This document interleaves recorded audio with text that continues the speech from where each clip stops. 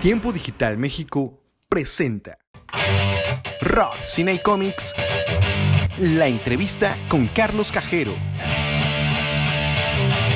Bueno, pues bienvenido a este segmento de Rock, Cine y Comics para Diario Tiempo Digital. Cuéntame, Fractales Volumen 2, ¿cómo surge esta idea de tu primer álbum, ¿no? Que fue Fractal.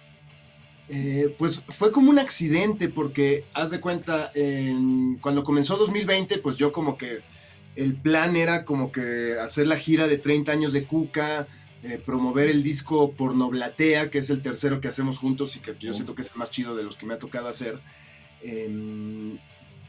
Pero la onda era que, haz de cuenta, en febrero yo tenía que terminar la música de la película Selva Trágica de Yulene Olaizola. Y la onda es que el chiste de ese score es que se hiciera exclusivamente con sintetizadores. Entonces, como que pues, durante febrero me clavé en eso. Y ya que terminé, pues tenía juguetes aquí en el estudio. Y en marzo era cuando comenzaba esta onda de la amenaza pandémica y de quédense en casa y viene por España. Y entonces, como pues todo estaba aquí conectado, dije, bueno, pues debería seguirme haciendo música nueva en plan terapia ocupacional. Y de ahí fue que salió ¿no? Y te digo, no estaba en mis planes, pero ya que me di cuenta, qué loco, me volvieron a salir canciones tipo un poco el concepto de del 2007, y ahí fue cuando me cayó que estaba haciendo como el Fractales Reloaded o el Fractales Contraataca o algo así. Ajá. Técnicamente, ¿qué fue lo que ocupaste? Porque sí, como tú bien dices, ¿no? No son unas canciones rápidamente, digámoslo, con el formato comercial de coro verso, ¿no? Sino que nos están contando una historia, ¿no?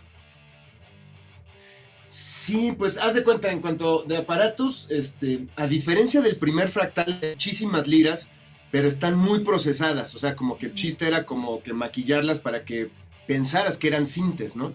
En acción, pues 13, 14, pues ya tengo algunos sintes, entonces pues sí, todo comenzó sobre todo haciendo experimentos con sintes.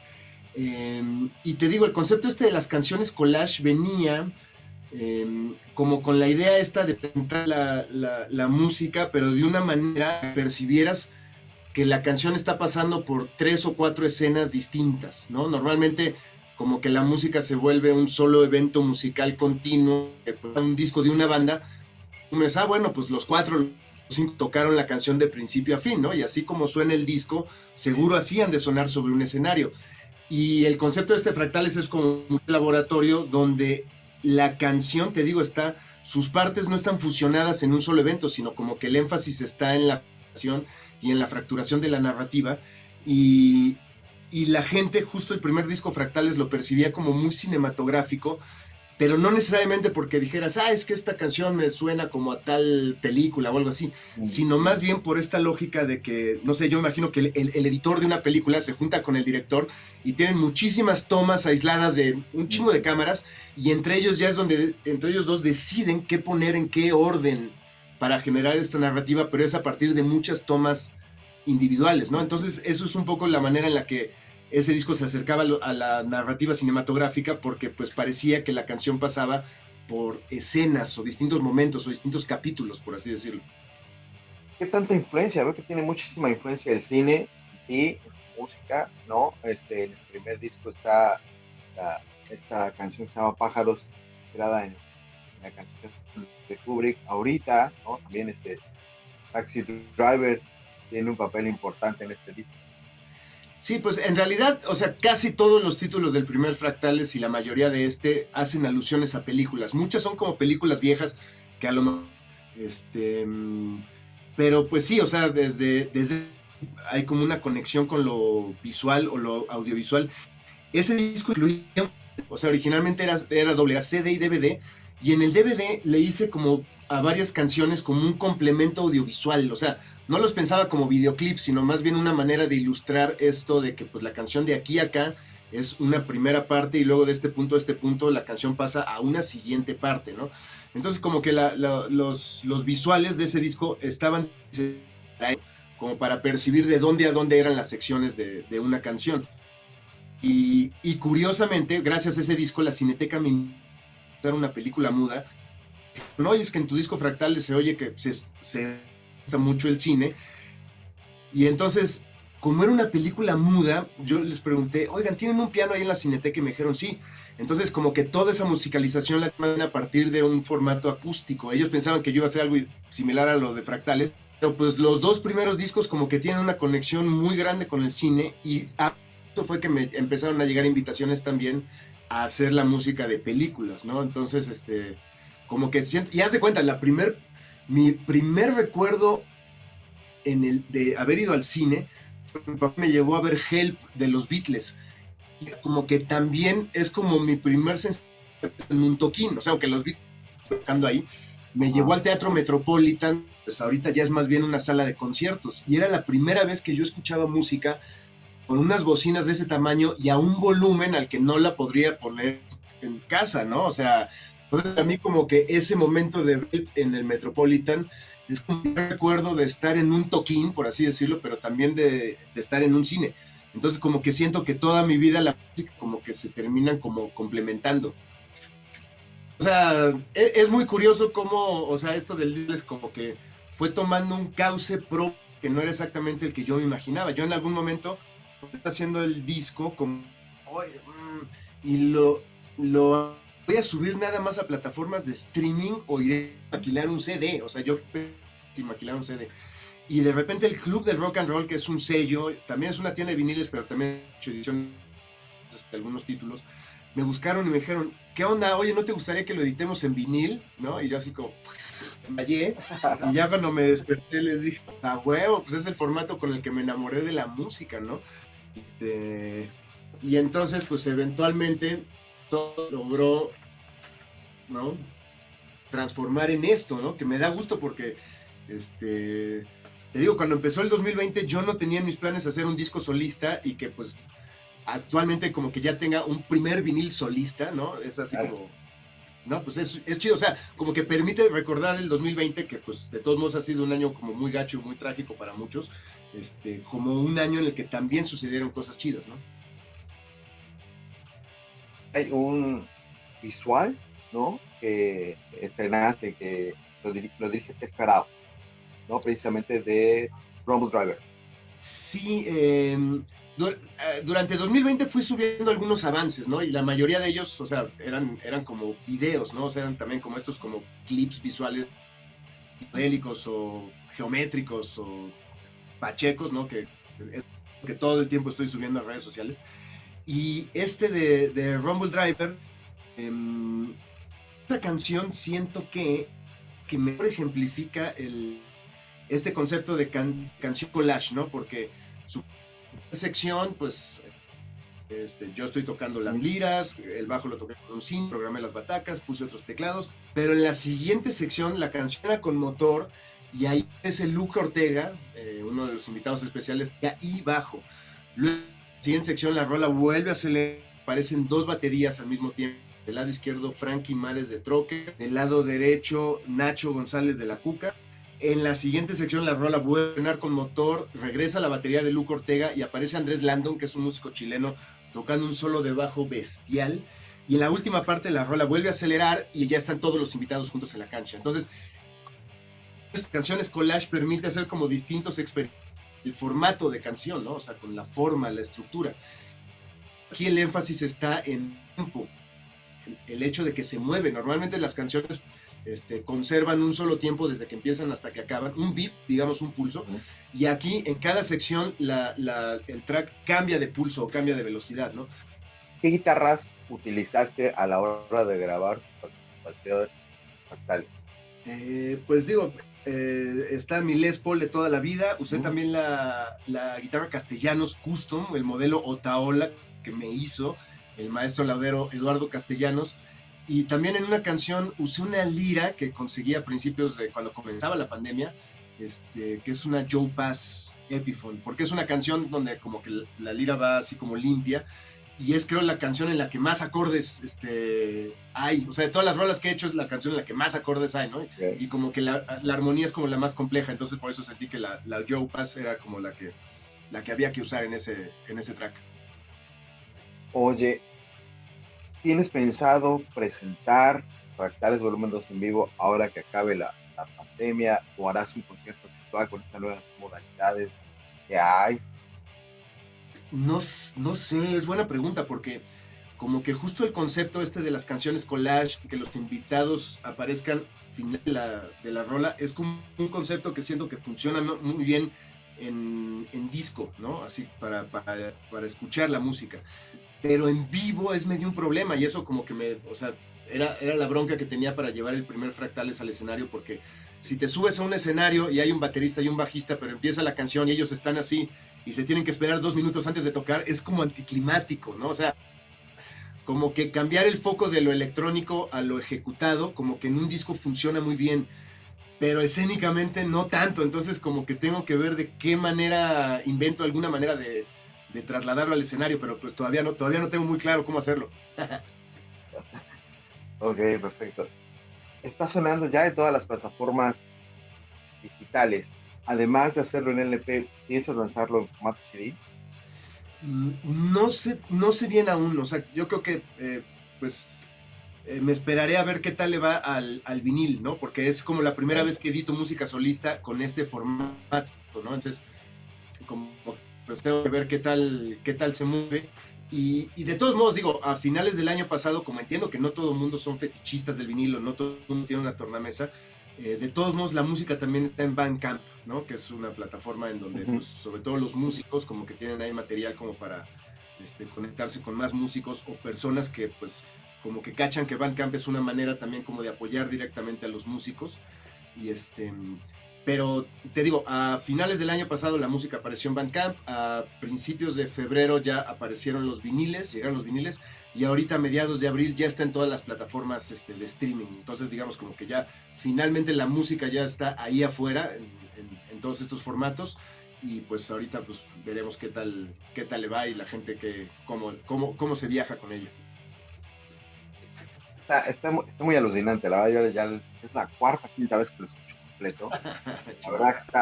La verdad está muy chido, ¿eh? Digo, soy fan de Fractales 1, de tu carrera y trayectoria. Y precisamente hablando de esto, tú das clases de guitarra, ¿no? ¿Hace cuánto tiempo das clases de guitarra? ¿O cómo se puede contactar la guitarra? ¿Y cuál es el método que tú utilizas para dar clases? Pues ve, llevo dando clases como desde 2008 más o menos, 2009, sí, como 2008 por ahí, 2009. Y y en realidad pues no es que tenga un método específico, o sea, trato de seguir cierto temario que es similar a la manera en la que a mí me explicaron armonía, ¿no? Y siento que, o sea, como que prefiero clavarme en enseñarle a alguien armonía porque un poco le estás enseñando como las reglas de cómo funciona la música, ¿no? Y esas reglas aplican por igual para una lira, para un bajo, para un sax, para la voz, para un cello, para el teclado, o sea, y como a mí, haz de cuenta, el Capi, Rossino, el que era el tecladista de la banda Elástica, fue el que me dio clases de armonía cuando entré a Santa Sabina. O sea, como que ver a Juan Sebastián, así con todo lo que podía hacer en el teclado y la visión que tiene un tecladista de la armonía, como que me hizo así como que, me hizo como clic, ¿no? Dije, pues estaría bueno que un tecladista me diera clases de armonía, ¿no? Y entonces fue el Capi y como que pues, un poco como que el proceso era que él me mostraba todo yo lo veía y decía así, te cae, ya lo vi. Y mi proceso consistía en trasladar eso que teclado, trasladarlo a la lira, ¿no?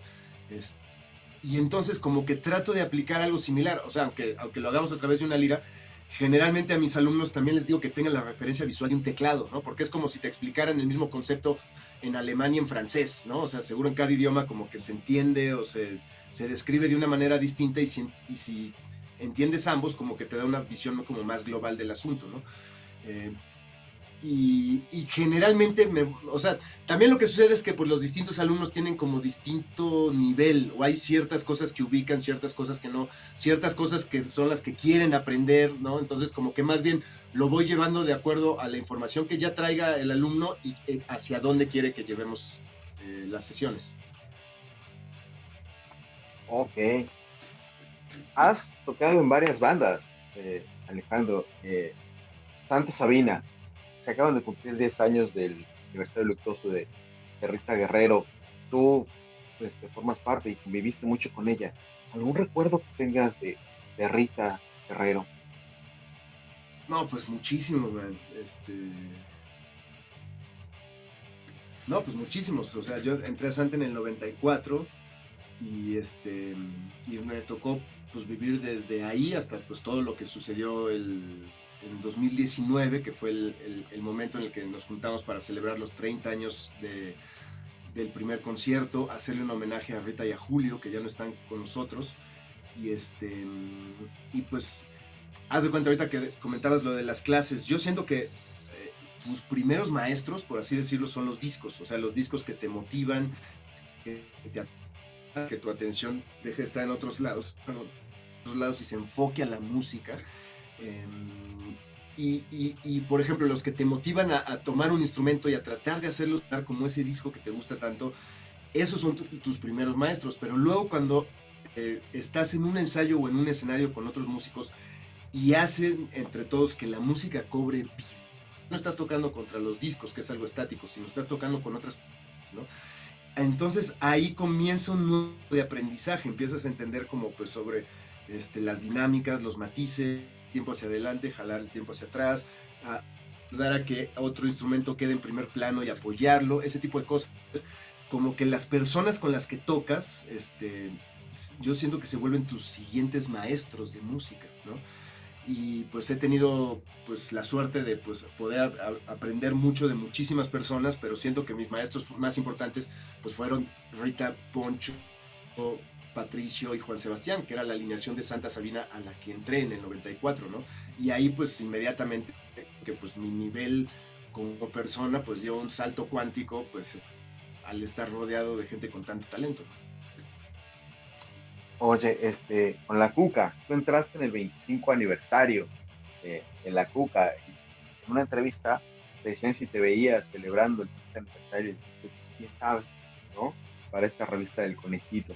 Y de repente ya estás celebrando tú los 30 años de Cuca con 3 discos, ¿no? Que es, creo que, otra cosa totalmente diferente y donde como que vemos otra versión, ¿no? De Alejandro Tabola tocando con la Cuca, ¿no? Un poquito más pesador, más punk. Sí, digo, nos conocemos desde hace siglos, o sea, mi primer concierto con Santa era del DF, creo que fue justo en Guadalajara con la Cuca, o sea, era un festival de estos donde tocaban pues Santa, ¿sí?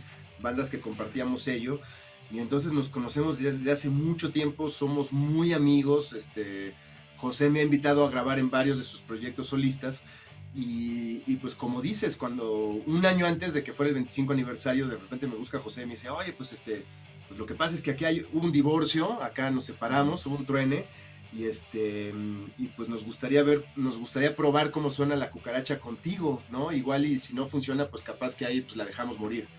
Y yo me quedé así como, cabrón, ¿no? Porque como que te están aventando, ¿no? Toda la responsabilidad, ¿no? Del asunto. Y yo le dije, no, mi Joe, fíjate, la onda, o sea, le digo, a mí, o sea, entrar a la banda, pues solo para que, pues siga habiendo toquines y que siga abierto el changarro, pues, le digo, pues no me encantaría, digo, lo haría porque somos cuates, pero pues yo, o sea, me prendería más en que se sienta que va a ser música nueva, ¿no? O sea, porque un poco para mí ese es el parámetro de si una banda está activa o no, o sea, si están haciendo música nueva o no.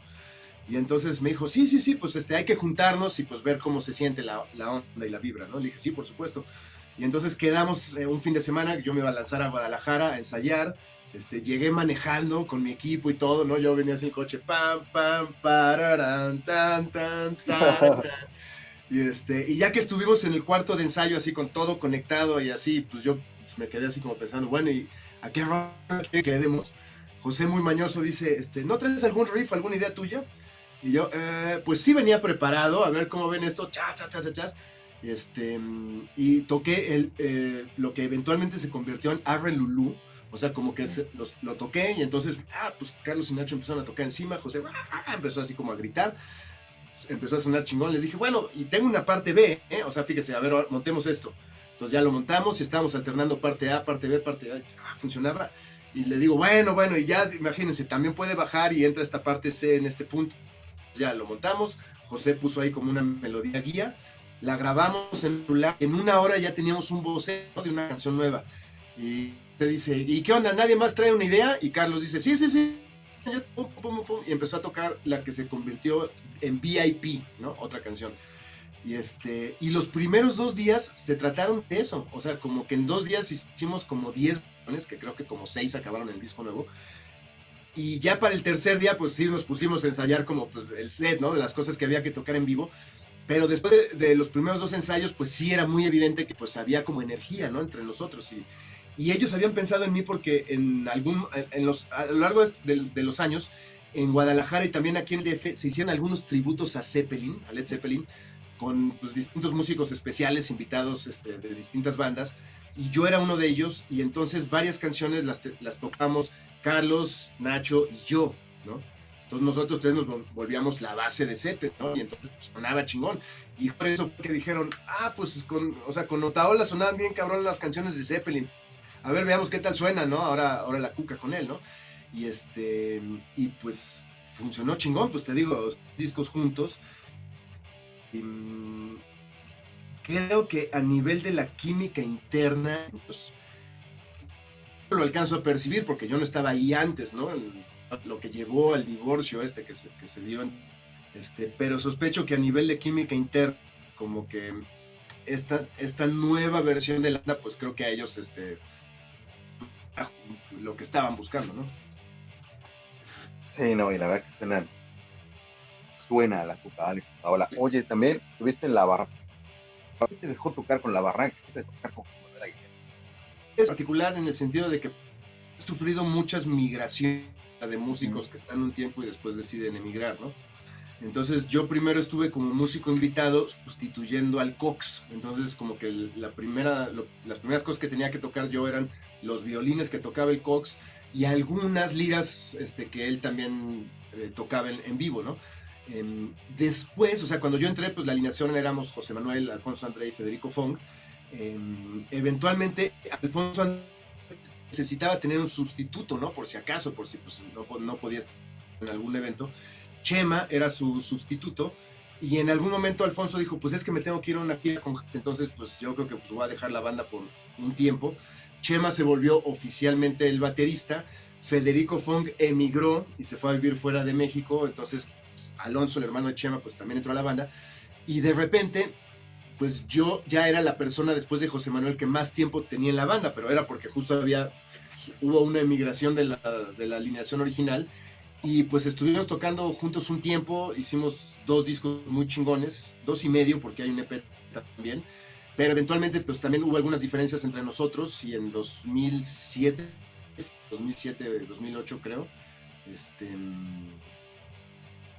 pues decidimos emigrar los hermanos Arreola y yo y pues ya pues le dijimos adiós al proyecto. ¿Qué le dices a todo ese estudiante que por primera vez se encuentra con la guitarra, quiere buscar su sonido, quiere buscar su propio estilo? ¿Cómo llegó a encontrar su propio estilo Alejandro Otaola? Eso es muy complejo, porque sí, o sea, sí puede pasar mucho tiempo antes que uno suene a sí mismo, ¿no? Eso es como extraño decirlo, pero, o sea, supón tú, cuando un bebé habla, como que entiende las palabras que está diciendo, las está diciendo por imitación, escucha que otras personas juntan las sílabas y entonces un bebé también junta sílabas y eventualmente con el tiempo empiezas a entender los significados de las palabras, combinar distintas palabras para generar distintas frases, ¿no? Creo que con la música es un proceso similar.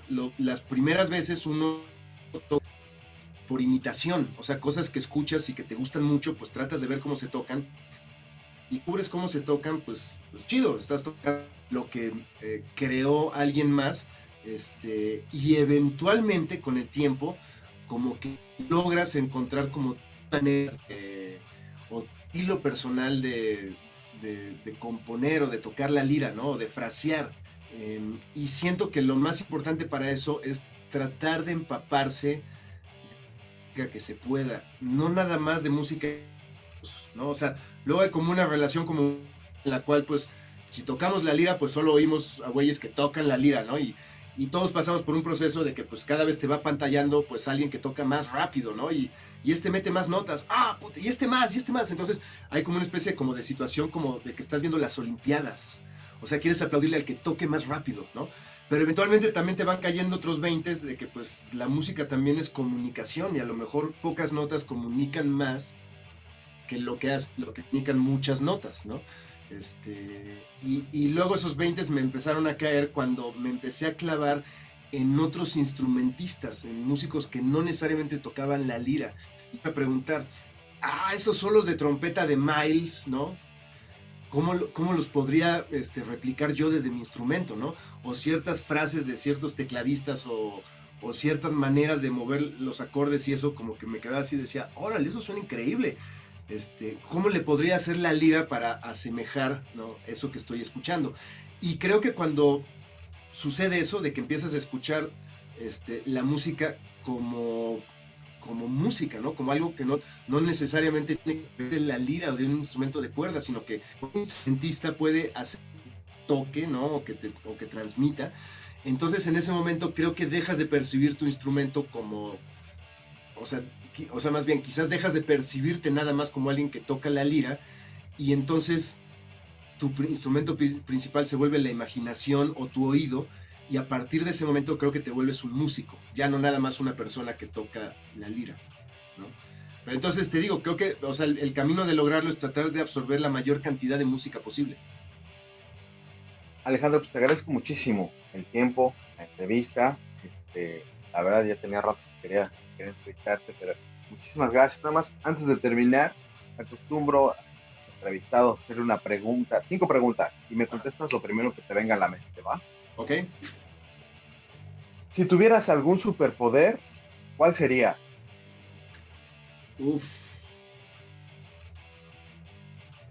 El de viajar en el tiempo. La segunda precisamente es eso.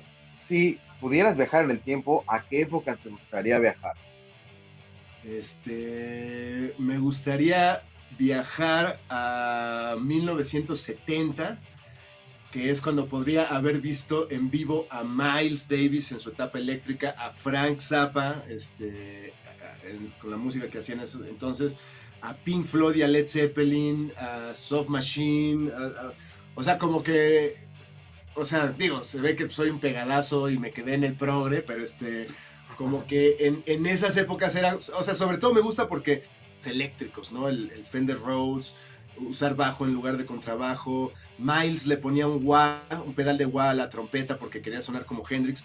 Entonces esos primeros años en que los músicos de jazz empezaban a improvisar con las sonoridades del rock, o sea, como que, o sea, esa etapa de la música me vuela la cabeza. Entonces, creo que mi cita sería en 1970. ¿Arriba o abajo? Arriba. ¿Qué músico o director de cine ha influido en la carrera de Alejandro Navarro? Bueno, músicos, obvio, ya comenté a varios. Si lo lleváramos a director de cine, pues digo, obviamente Kubrick fue así como de las primeras cosas que vi y me clavé y me voló la cabeza así gachísimo, pero justo en el primer Fractales, esta onda del concepto de collage venía sobre todo como de las maneras en las que Jean-Luc Godard en los 60s como que revolucionó el lenguaje cinematográfico. Como discusión con otro director de cine como más grande que él y más clásico, estaban discutiendo acerca de la estructura de una película, y entonces le dice a Godard, dice, bueno, pero tienes que conceder que una película tiene que tener un principio, una mitad y un final, ¿no? Y Godard le dice, sí, pero no necesariamente en ese orden, ¿no? O sea, en esa frase ya te están contando Pulp Fiction, ¿no? Por así decirlo. Claro. Entonces, esa manera de Godard de entender que el cine permite hacer dislocamientos temporales, narrativos, estilísticos y todo eso, como que pues se volvió parte, o sea, sobre todo del concepto del primer disco Fractales, y creo que de ese disco para acá, la mayoría de mis discos solistas, como que pues sí apuntan un poco a esa lógica del collage. Ya por último, ¿qué aprendiste en esta pandemia? Pues ve, curiosamente, o sea, ser músico en México, pues es una carrera de obstáculos. Si haces música independiente o música extraña, pues más, ¿no? Hay más obstáculos y son más altos. Y eso lo que hace es que tengamos que, o sea, por estar atendiendo el changarro, tenemos que estar pegados todo el día, o los que o sea, el que hace la música, el que la compone, el que la graba, el que después la mezcla, el que ve cómo editarlo, el que promueve esa grabación, el que luego tiene que definir si esa grabación también se va a tocar en vivo en un escenario, entonces hay que juntar la banda, convocar ensayos, bla, bla. Estarte promoviendo, o sea, lo que hagas lo tienes que estar promoviendo en redes sociales, que ahora sí ese es el mal de todos, ¿no? Entonces como que estás pegado todo el tiempo a tu vida profesional, ¿no? Como ese aspecto de la vida. Digo, los que no son músicos de alguna manera también, ¿no? O sea, pues como que la chamba y el jale y el tratar de estar a flote, pues, o sea, en el mundo como lo vivimos actualmente, pues todo el tiempo estás como prisionero de eso, ¿no? Y creo que lo que pasó con la pandemia es que me cayó el 20 que pues hay otros aspectos de la vida que uno luego desatiende, ¿no? Por estar clavado nada más en atender lo profesional, las cosas emotivas, las cosas personales, las cosas familiares, la típica cosa que dices, tengo que hacer esto, aunque sea arreglar algo en el cantón, o ir a visitar a tal persona, o hablarle por teléfono a alguien, saludar a tu abuela, lo que sea, ¿no? O sea, muchas cosas que decimos, tengo que hacer esto, pero lo vas dejando para luego, ¿no? Como que si no llegara una pausa como esta que estamos viviendo, no te caería el 20 de cuántas cosas dejas para más tarde, ¿no? Por estar atendiendo lo profesional, ¿no? Y tu chamba, tu jale. Entonces, como que la pandemia justo me está sirviendo para intentar equilibrar mejor esos aspectos de la vida, lo profesional con lo personal. Entonces, es un proceso que pues que continúa, ¿no? No quiere decir que yo ya esté del otro lado, pero un poco esta pausa de la pandemia como que me ha servido para entender eso y pues tratar de atenderlo. Alejandro, pues muchísimas gracias, te agradezco tu tiempo, te agradezco todo y espero pronto echarnos una chiquita, ¿no? Seguro que sí. ¿No? Al contrario, un gusto, gracias por el espacio, Carlos, y seguimos aquí en contacto. Perfecto, muchísimas gracias, hasta luego, que tengas buen día. Gracias, que estés bien.